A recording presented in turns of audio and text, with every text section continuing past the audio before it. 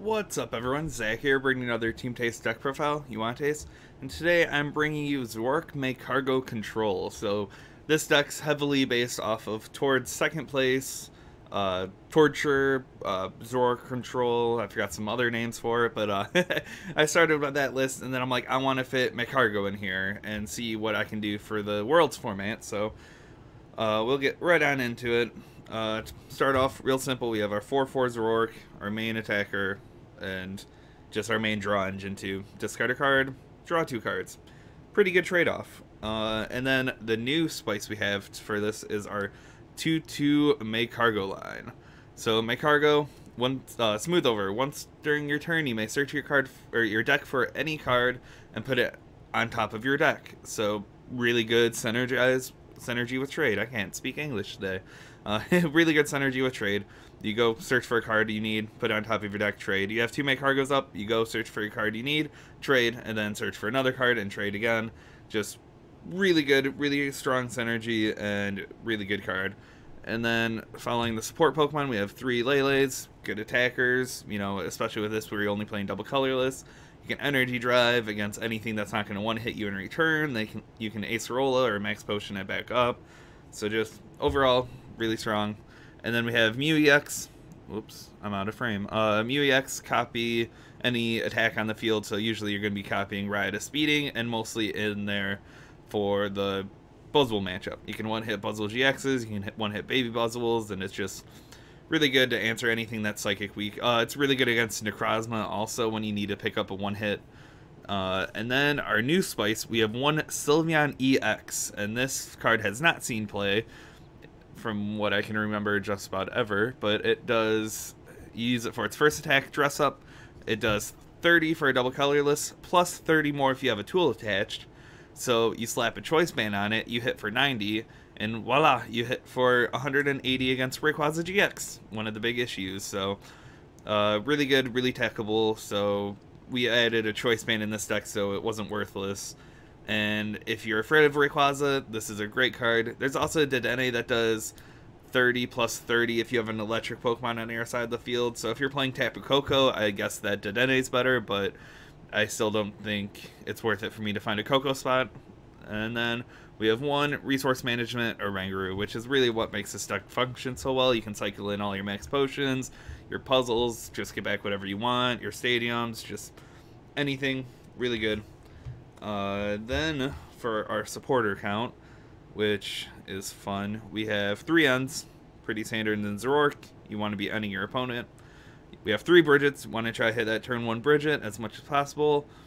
We have 2 Guzmas. I cut one of the Guzma. I'm still not sure how I feel on it. This deck is running 15 one-off, so is that too much? Quite possibly. But right now we went down to 2 Guzmas. With Magcargo, it's easy enough to find your puzzles, and you can Oranguru back in puzzles, so seems to be decent for now. And then starting our one-offs, we have 1 Cynthia, 1 Sycamore, 1 Kukui. Kukui seemed like it wasn't in there before with no choice band, but with choice band you can hit 170, so you can get some clutch snipes on Lele's with counter catchers. So I like the Kukui, it's pretty cute. We have Acerola to heal and pick up that double colorless to preserve it, which it does a little better job than the max potions do. And then we have 1 Flare Grunt and 1 Delinquent to be little delinquents ourselves. Delinquent, discard a stadium, and your opponent discards 3 cards from their hand. If your opponent is not watching out for it, a lot of times they'll play down an extra card and leave themselves with 3 cards in your hand, and you can just put them in top deck mode instantly with Delinquent. And Flare Grunt pairs really well with E-Hammer also, so you can E-Hammer Flare Grunt. It's just really strong, take 3 energy off the board really quickly. And then we have 2 stadiums I'm just going to plop down right over here. We have 1 Parallel City and 1 Reverse Valley. Reverse Valley is really good to hit 130 with Zoroark, and so it's good against like Baby Buzzwoles, and just you can also hit 180 with the Kukui, Choice Band, Reverse Valley. So I like Reverse Valley. I'm not sure if you'd play that over Devoured Field though. Devoured Field helps your opponent, so it's really, I guess, a meta call for the tournament, but they're both good cards nonetheless. And then our items, we have 4 Ultra Ball, standard, 4 puzzles. You're going to want 4 of those in there. And then here's where it starts getting fun. We have 2 Evo Sodas, be able to evolve up into Magcargo and Zoroark. I really want a third one, but like I said, we have a lot of one-offs, so we had to fit some space in for the Magcargo. We have 2 Field Blowers. Get rid of Garb is the big one. Get rid of your opponent's Parallel City. We have 2 Max Potions.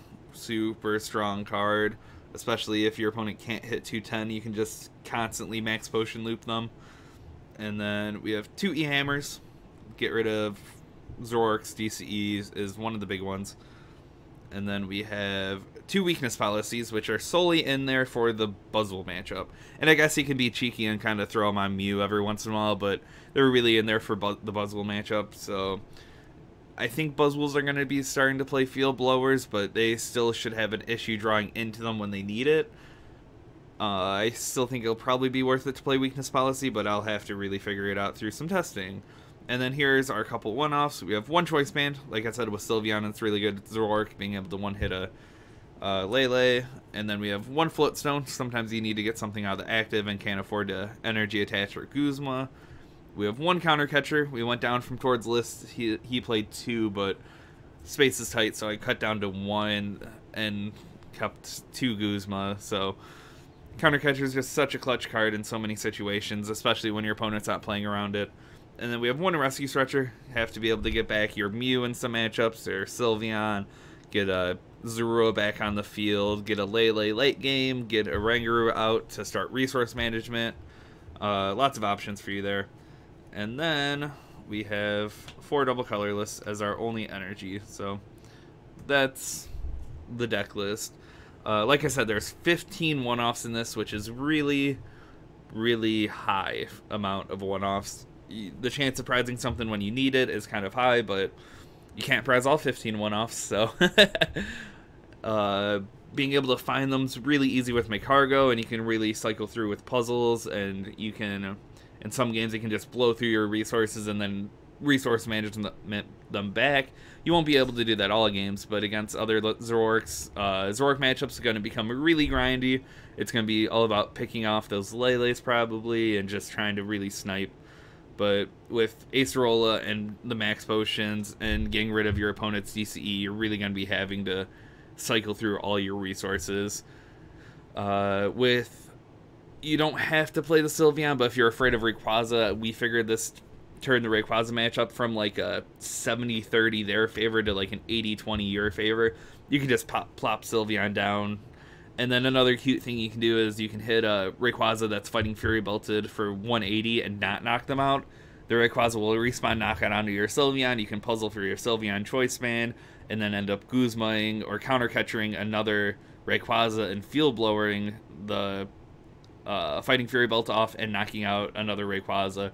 So you can take a 4 prize turn and get 6 energies off the board, which is pretty big, especially against Rayquaza, and they can't really respond to that, especially if they can't one-hit that Sylveon in return. So lots of cute things with this deck. Obviously, Tord played it to a 2nd place finish without the Magcargo, and now the Magcargo just kind of goes and finds whatever you need, which is busted. So I'm really liking it. It's been playtesting well.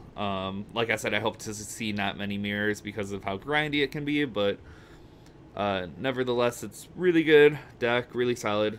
I'd suggest picking it up before puzzles rotate, but if not, I think some variant of this will be able to be played post-rotation. You might have to add some more energies or something. I haven't put that much thought into it, but Zoroark's going to be flexible.